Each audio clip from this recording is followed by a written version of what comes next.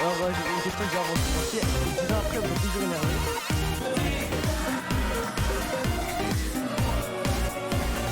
Et c'est nous qui allons essayer de trouver une famille à ça.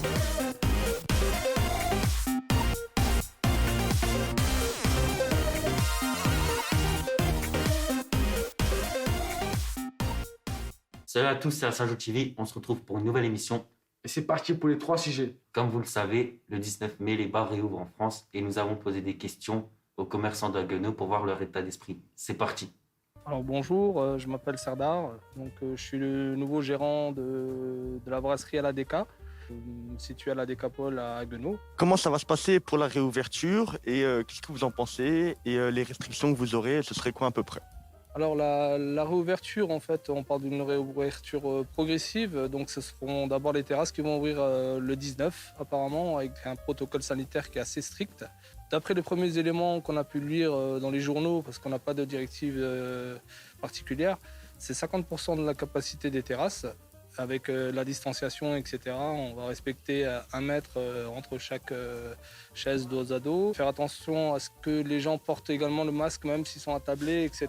Donc, on appréhende un petit peu parce que ça va pas être simple. Je pense que les règles, elles sont un peu floues. Sinon, ça devrait le faire. Ça devrait le faire.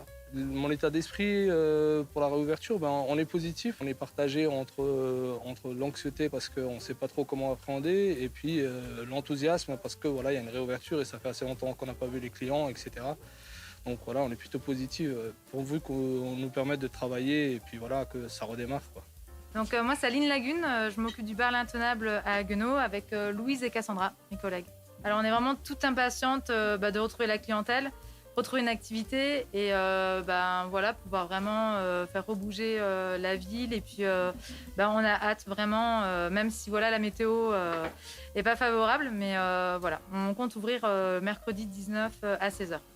Bonjour, je m'appelle Mathilde Fabienne, je suis la gérante de la Farandole qui est au centre de Haguenau. La Farandole, c'est une pâtisserie salon de thé. Alors on attend la semaine prochaine pour voir s'ils nous donnent plus d'informations ou comment qu'on va gérer ou si la ville nous donne un peu plus de place pour pouvoir mettre nos tables complètes. Là, on va voir avec la ville au courant de la semaine. Je voulais vous demander combien de temps vous avez été fermé, comment ça s'est passé jusqu'ici en fait par rapport à la boulangerie? Alors, on est fermé depuis fin octobre de l'année dernière. Et c'est vrai, on a le droit de travailler, mais c'est un peu dommage que nous, en tant que salon de thé, que ça ne soit pas reconnu. Du coup, les aides, on n'en a pas. Et on doit uniquement subvenir à nos besoins par rapport à ce qu'on travaille. Et vu le confinement du centre-ville à l'heure actuelle, il n'y a pas beaucoup de clients, franchement dit, ouais. C'est un peu dur. Alors c'était très dur, on a vraiment fermé très rapidement le 23 octobre. Depuis, on a essayé de garder le contact un maximum avec les clients. On a fait des livraisons tous les vendredis soirs, livraison de canettes. Et en fait, on a ouvert une brasserie il y a un peu plus d'1 an, la brasserie des Intenables qui est à Mundolsheim. Et la deuxième chose où également on a eu beaucoup de chance, c'est la mairie d'Haguenau a mis à disposition des chalets. Et on a pu vendre du coup les canettes de la brasserie aux clients directement au centre-ville. On a eu des passages des clients, des coucous, des petits messages de soutien.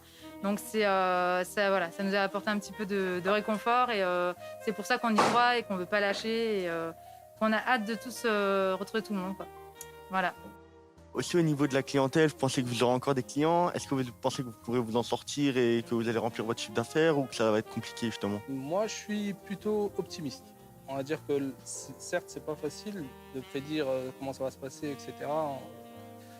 Ce serait comme jouer au loto, hein. Deviner ça, c'est impossible. Mais après, je dirais que oui, les gens sont impatients. La clientèle, etc., je le sens parce que voilà, j'échange assez souvent avec eux.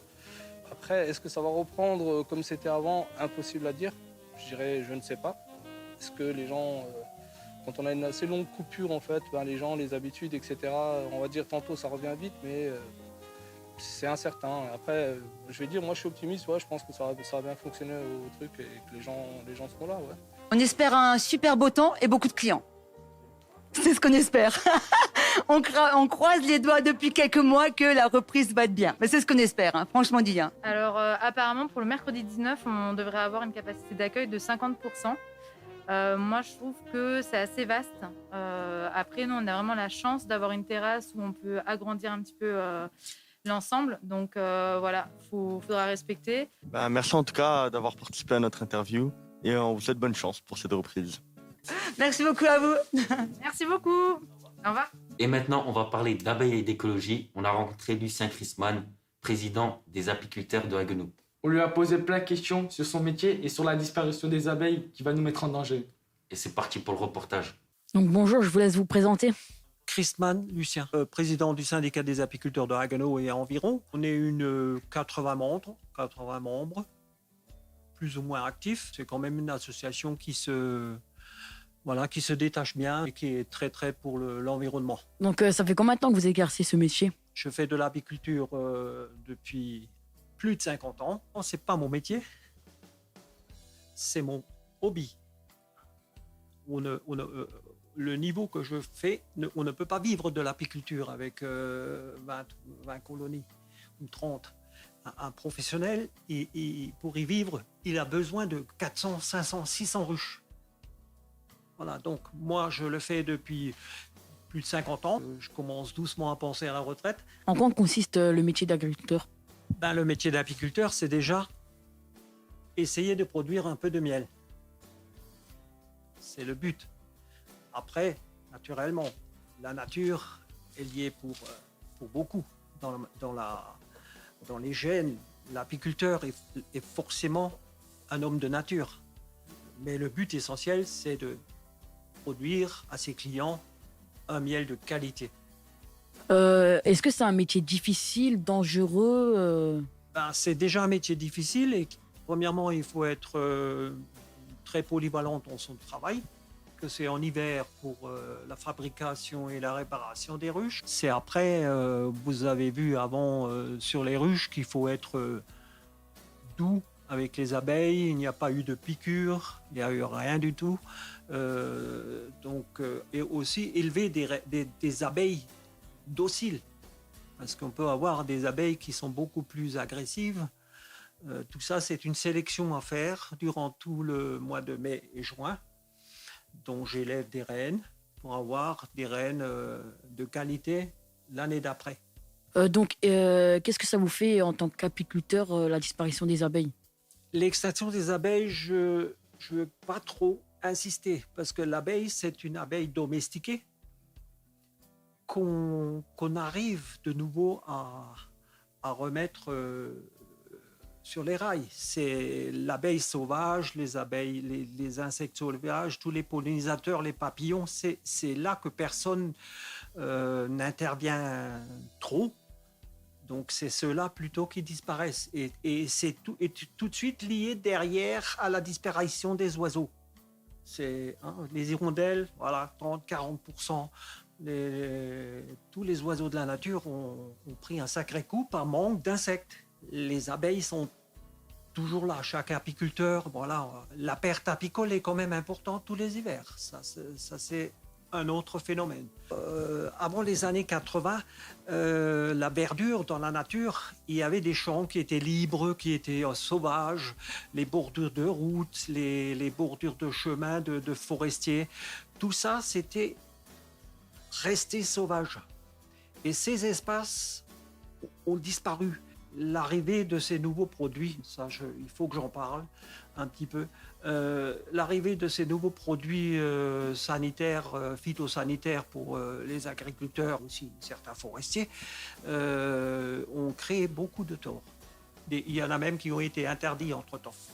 Est-ce que vous pensez qu'on peut encore changer les choses? Oui, on pourrait encore changer les choses, mais c'est extrêmement difficile. C'est de toute façon la dernière limite pour changer quelque chose où on va droit dans le mur.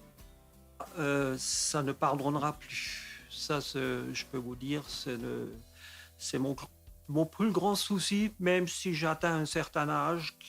Mais bon, faut voir les générations futures un peu. Faut pas non plus leur laisser un désert. Donc je vous remercie d'avoir pris le temps à répondre à mes questions. Je vous remercie aussi de vous intéresser un tout petit peu à cette nature presque perdue. Et puis j'espère que dans 10 ans, on pourra se revoir. Merci à Richie pour ce reportage. Et maintenant, c'est l'heure de la chronique d'Iles qui va nous parler de jeux vidéo. C'est parti. Salut à toutes et à tous, on se retrouve pour ma séquence et aujourd'hui on va parler des jeux vidéo, plus spécialement des jeux vidéo en borne d'arcade. C'est parti.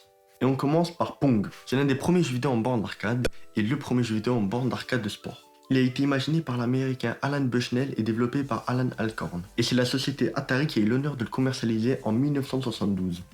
On vous laisse sur les extraits.